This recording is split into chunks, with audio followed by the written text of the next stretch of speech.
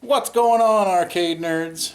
Come with me in my adventure in finding my holy grail arcade machine. I am Jeez, I am here at there's stuff on the wall. Look at this. I'm here at Daddy Pop's hanging out with Todd Tuckey. Oh geez, let me turn this camera around. Okay. There we go. There you can see her. There's my wonderful daughter. This big idiot. He's so happy. So happy. Oh, my wife and the baby. The baby. See, so what we're doing is Todd brings his own mug. You all right? You okay? Anyways, we are going over to Todd's. I spent the night in a hotel, and we're going over to Todd's place, and we're going to get my holy grail. One of my holy grail arcade machines, Kelly. Anyway, that's all I'm going to say. You guys will be surprised when you see it. Don't forget. You must point out that you first insisted on having a Daddy Pop's quickie. Yes. That is a quickie. Me and Todd both are having a quickie together. That's what they call this in the menu. This is the quickie. So, everything yeah. bagel? Everything bagel. Wait. Egg and turkey sausage. Anyways, so we are off to Todd's place after we get some food, and we'll see you guys then. And you're Well, we are in TNT Amusements maze-like showroom, and I wanted to. I did a video once before where I showed all the cubby holes that you can walk through in this place for kids, and so I'm going to go through a tour of the TNT Amusements cubby holes. Okay, so all around this place there are these little holes. There's a hole over here. There's a hole over here. Kids can go through these holes. There's a hole right here. There are holes everywhere. There's a little castle. There's cubby holes here and here. So let's get started. Let's go through the cubby holes. Alright. I kind of want that poster. Check that out. Anyways, I'm going to get down here and crawl through this cubby hole. Okay, I'm going to set the camera down and I'm going to crawl in here. Oh shit, I can't. Oh! I have to go sideways. Okay, I'm coming through.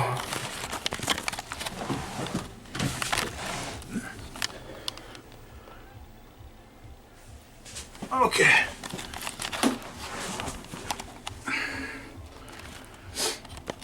Okay, over here we have a box. It does nothing, a do nothing box. Bunch of switches and stuff for kids to play with. If I look through this aisle here, I can look through the back glass of a pinball machine and see another room.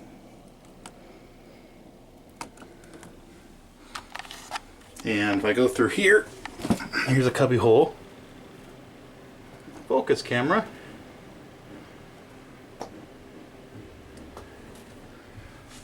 Oh!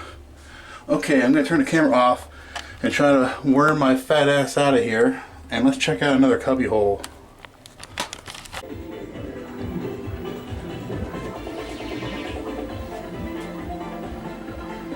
Okay, let's go in.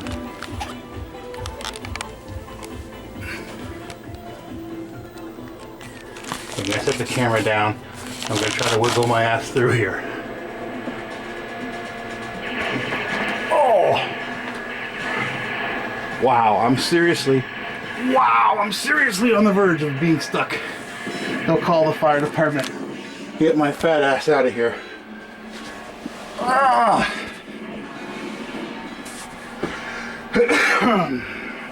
Okay. Oh! Okay. Looks like there's some sort of closed caption television right here. And I can't even get it set up in here. Oh! I'm gonna press these buttons. They don't do anything.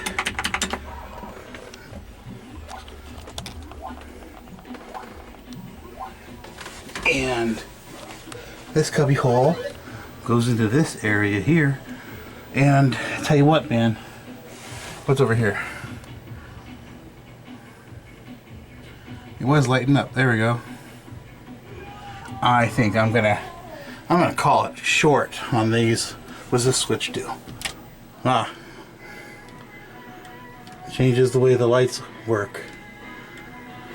Anyways, I think I'm gonna call this little tour short because I am seriously fearing if I get stuck in these holes. Right now we have Mr. Todd Tuckey. Look what I'm... You know, a friend of mine, Sasha, he bought one of these Todd Tuckey Soundotron devices. Now, if you order more Soundotrons, I will autograph it for free. And he can... Now, since he wanted one of these signed by Todd, and since I didn't ship his crap out yet, brought it with us. Crap. Junk. We have Todd right here. Let's go ahead and have him sign it. Yeah. Why not? Why not? Saves on shipping. You know, it makes it worth less, but hey, if he wants it. Look, I even put my little explosion on it, Sasha. Keep watching, say. And then, of course, I am great. Gotta put Kurt somewhere. Oh. I didn't see anyone just say, I am fat. No, I'm not. All right, okay. He's big bone. Big bone. Sasha. Big bone. Sasha, there you go, young man. So it's ready. We have to put a fresh battery in it. And then you will have... Now, am I going to sign these too? Sure. Well, we don't know who they're to, but... Exactly. You know, well, one of them will be mine. For him. I originally just intended to make the one. Two. And The you have to original. order 5 is the minimum order price. And it would cost the same as I bought one anyways. So I made 5. Now, let me show you this beautiful machine right here. This is the reason we drove all the way out here. And that is to pick up this Atari Orbit. Now, from what I understand, this is probably a working game, but the monitor is out. It is smoking. It's smoking. And not in a good way. I don't know if there is a good way to smoke. Here comes the comments down below. Anyways, Orbit is a clone, a sort of a clone of a game made in the 60s. Yes, there was a computer system called the PDP-1, and someone wrote a game called Space Wars for that computer system. And then, at the same year, or perhaps a year apart, this game came out. And let's say, what did it come out, 78 or something like that? I don't know. Now, Space Wars came out 77, 78, somewhere around that time. I think so, yeah. Later on, someone made a vector clone of the original Space Wars. Well, this is a raster game that is cloning a vector game. So, this has some ties in vector arcade history, as far as I'm concerned, even though it's a raster game. Now, check out all of these cone buttons. Yay, game! Look at all these cone buttons. But anyways, in this video, we will probably see this thing working again. Side art's dirty, but actually in very nice condition. Believe it or not, we are going to put this on top of the family car. Yes, I didn't take the truck. We took the caddy. So, yeah, I guess we'll probably cut right to this thing being on top of the family car.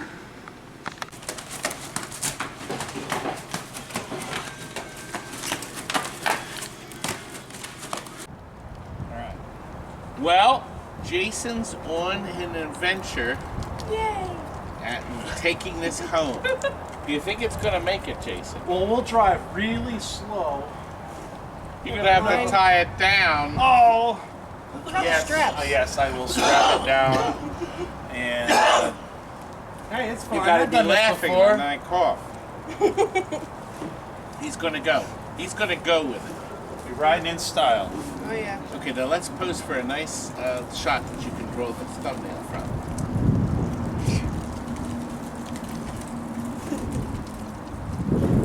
Good, perfect.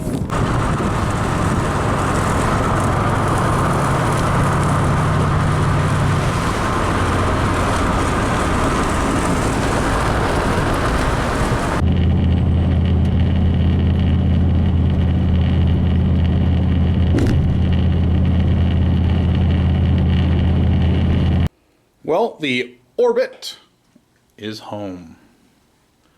There's a few little cosmetic things I'm going to do to this eventually. For example, I'm going to patch these holes. I'm going to, probably replace the T-molding. I'm going to do little things. And of course, I'm going to clean it up. I'm not going to restore this. I'm just going to clean it up some. You know what I mean? But that's not what I'm going to do in this video. What I'm going to do, my major goal is to get this sucker working. Problem is, this uses a monitor chassis that I am not fond of at all. I've had nothing but bad luck with these chassis, and I'm just going to swap it. I'd rather have a more reliable, dependable chassis in this instead. So, I'm going to go through my junk and see if I could find a better chassis to use on this. Alright, as a test, I grabbed this 19-inch 19V 1002 monitor. It just so happens to work with it actually a pretty decent picture. That's not bad. So, what I'm going to do is I'm going to replace all the caps on this, and I'm probably going to make this chassis work on that monitor. But you may say, Jason, that's a 23-inch tube. And it's a 19-inch tube. You can't put that chassis on that monitor. Yes, you can. Watch me. So what we're going to do is we're going to make this 19-inch chassis work on a 23-inch tube. It's actually extremely simple. There's nothing to it. Okay. Rather than take the entire monitor out, what I'm going to do is I'm just going to remove this bottom plate.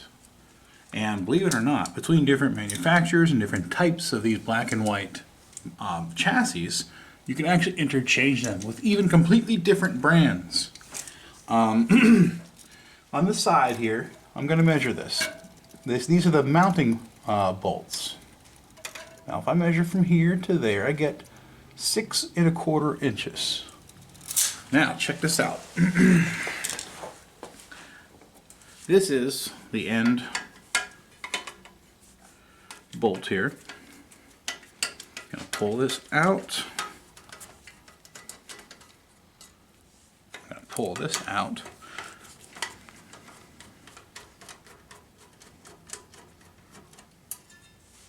Set those in the ground now. And I'm gonna go from this right here to this. 6 1/4 inches. Well, that's close enough. I may have been off a little bit, but trust me. Oh, there we go. Yep, 6 1/4. So, all I gotta do is literally take this bottom piece of sheet metal off, stick it on the other one, and we're good to go. What I'm gonna do is, I'm going to replace a couple caps. I'm not even gonna do it on film, just you guys seen people cap monitors before. But, I will tell you, in case you've never worked on this specific monitor, you can actually pull up this board, the whole thing, without tools. there's these little things that sometimes there'll be something here that you twist, and which is like a lock. But believe it or not, you can actually pull these up. If I could do it gingerly. Oh, also this PCB material is easy to crack, so don't force it. Yeah, you can actually get it without any tools. Just literally pop it up like that.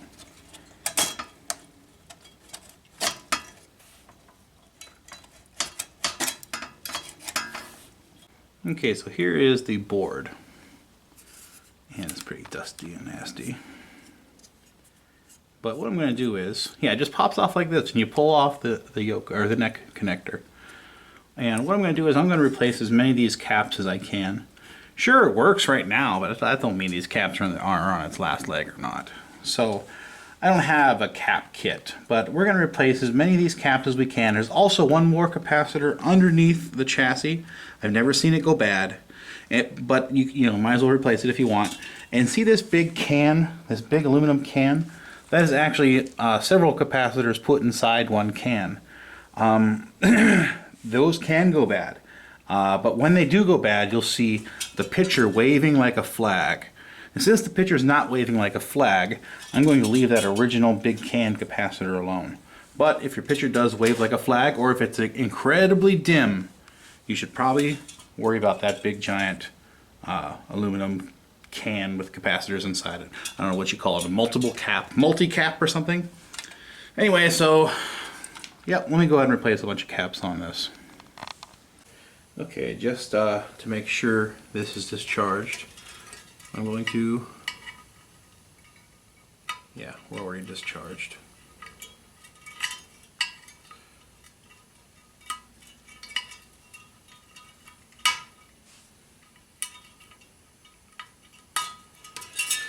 Okay, so, well, hand me that deflection, or not deflection board, but you know what I mean.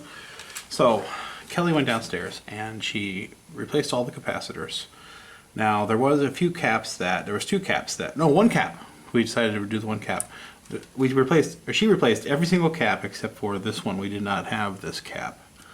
And we could have substituted it for something else, but it was a critical part and it needed to be that specific size. So we did not. But we did, however, substitute this capacitor for a larger size because I didn't have the correct size. And by looking at the schematics, I do know that this size will be just fine. Now keep in mind, changing the size of capacitors is something you should do only if you understand the schematics. And also keep in mind, if you were to put anything besides the original parts on these boards, it might confuse things for a future tech, you know, in the future. But since I hopefully will have this forever, I'm not too worried about it. Anyway, so that has been capped. So that is now disconnected. The side is disconnected.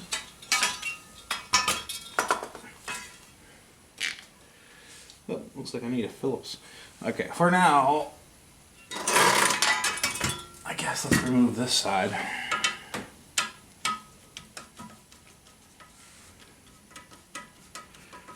And, oh, Kelly, there's a Phillips right there on the floor. Can you grab it? Mm-hmm.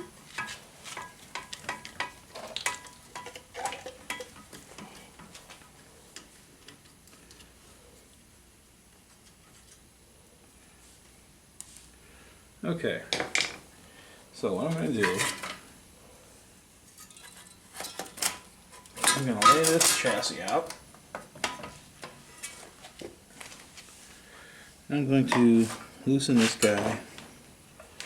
We're going to take the yoke. The yoke is going to stay with the chassis. Now, if this were a color tube, me messing with the yoke and so on could mess things up. And if you don't know how to correct your convergence, you could have all kinds of problems. But luckily, since this is a black and white tube, there is no convergence. It's one beam with one color going across the thing, so we don't have to converge red, green, and blue. So it's pretty straightforward. I can take this yoke, stick it on the new tube, and luckily the 23-inch tube that we're going to use this on is the same exact deflection angle. Now, when people refer to deflection angles, we're talking about the angle at from this to this, okay? This angle right here. Let's say if a beam were to go straight, okay? Now you're deflecting that beam, okay? Now they're both 100 degree tubes, so I can actually use this yoke, which is designed for a 100 degree tube. Does that make sense? Anyways, is that gonna fall on me? Okay. So this is ready to stick on the other chassis. So let's take off this piece. Oh, might as well stick this guy on. Pretty cool. Just, it's actually kind of a cool design. I always kind of like this because you don't have to take it all apart. You don't even need tools. Make sure I got that lined up right. Aren't you gonna want the yoke wires out of there? Did I have the yoke? Ah, I do. You're I knew looking for that. the yoke I was just later. testing you to see if Oh, see if okay. you knew.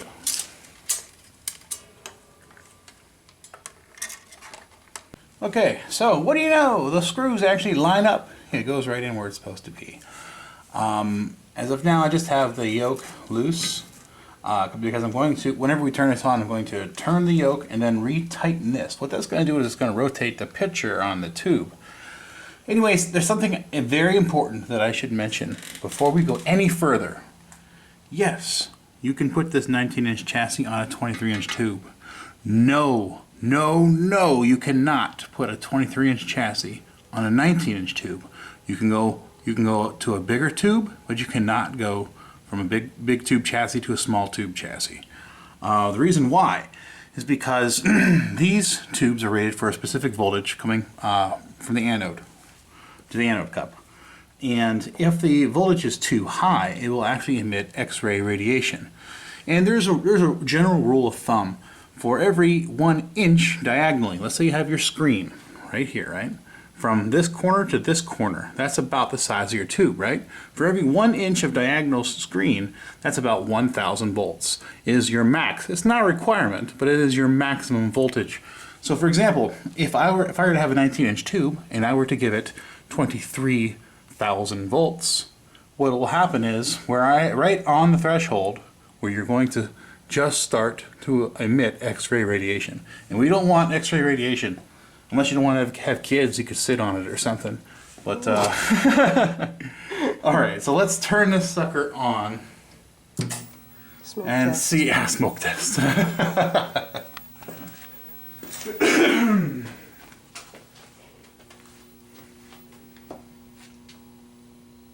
Come on, you son of a bitch.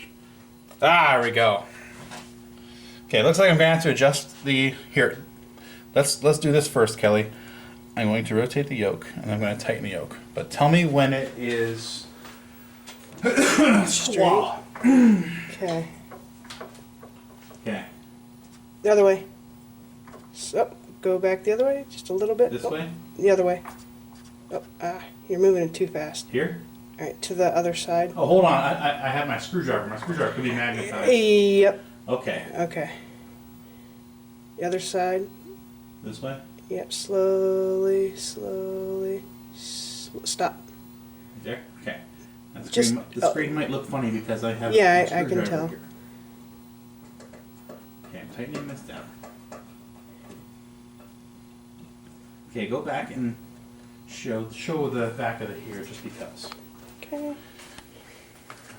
Now, the reason the picture might have looked screwy is because the tip of my screwdriver is magnetized, and that magnet, my magnet here on the screwdriver, could possibly deflect the electron beam in some certain way. So what I've done is I rotated this yoke until Kelly said it's good, and then I tightened down this screw right here. Now, remember how we talked about convergence with color tubes? Well, there are rings that adjust the beam of a black and white tube as well, but it's not to converge anything, it's to actually move the picture across the tube. Now if you see this right here, these little slots, I can turn these. They can be moved. There's usually 2 of them. And when you turn that, what it'll do is, it'll move, back up a little bit, it'll move the picture around the tube. And if you were to have both of those tabs, you can turn them and put them in different angles, and I can actually move every aspect of where I want that tube. If I move both of those tabs, I can have it clear over here if I wanted to. But yeah, so that, hopefully that explains that. Oh, also another situation, if you were to have a chassis that came from a smaller tube and you put it on a larger tube and it did not work, one thing you can do is substitute the high voltage diode. I won't go in depth with that, but yeah, we'll leave it at that. For example, what the high voltage diode is, one single diode will drop the voltage approximately 0.6 volts. Okay. Now, if you were to have one single diode, you throw through, let's say, and you put 20,000 volts through it, what's going to happen is the voltage will jump over the diode, short out the diode, ruin the diode. So the reason these diodes are so large is because it's actually several diodes all in a row, okay, inside that package. And that they do that for use with high voltage. And some high voltage diodes are rated for more voltage. Some are rated for less voltage.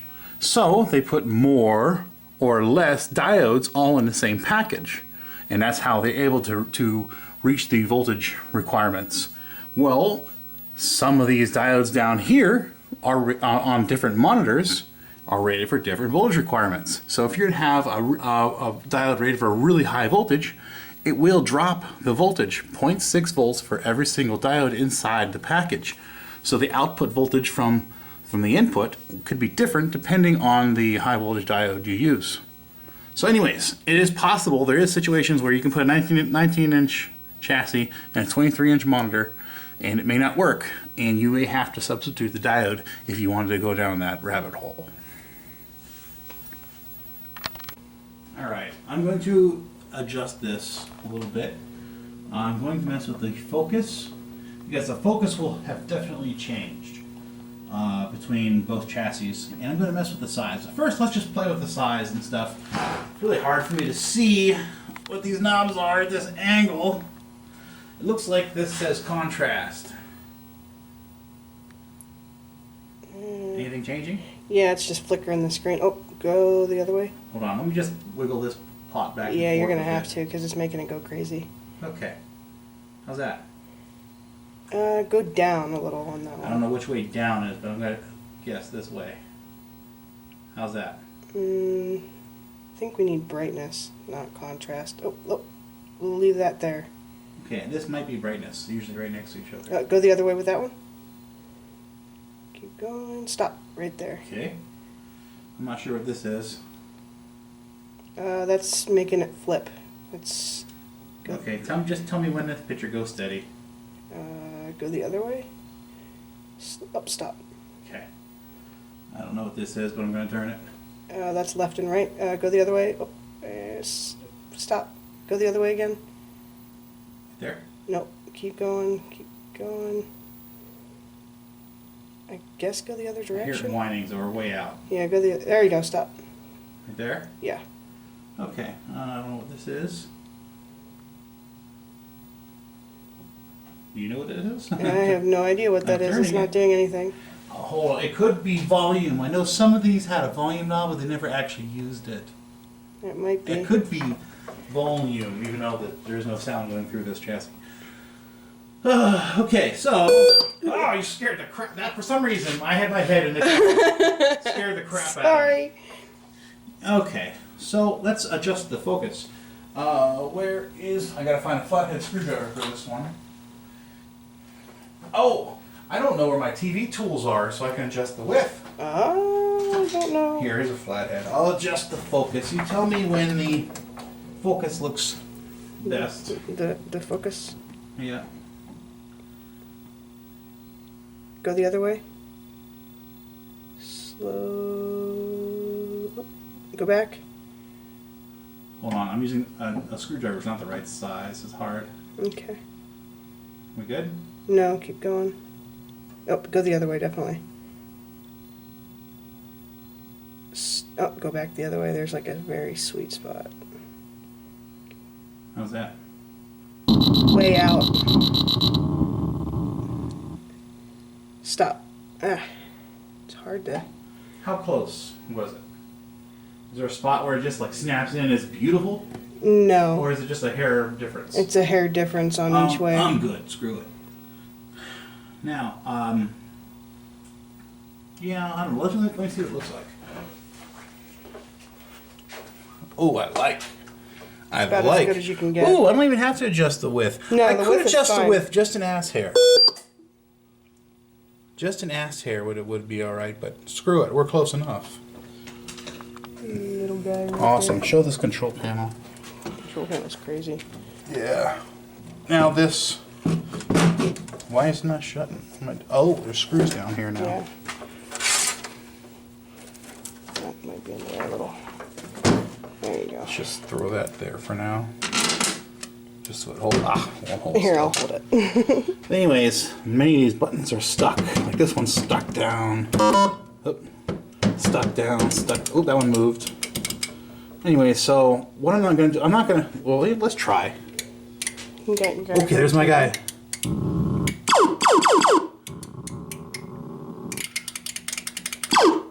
The buttons are really acting. It's darker in here.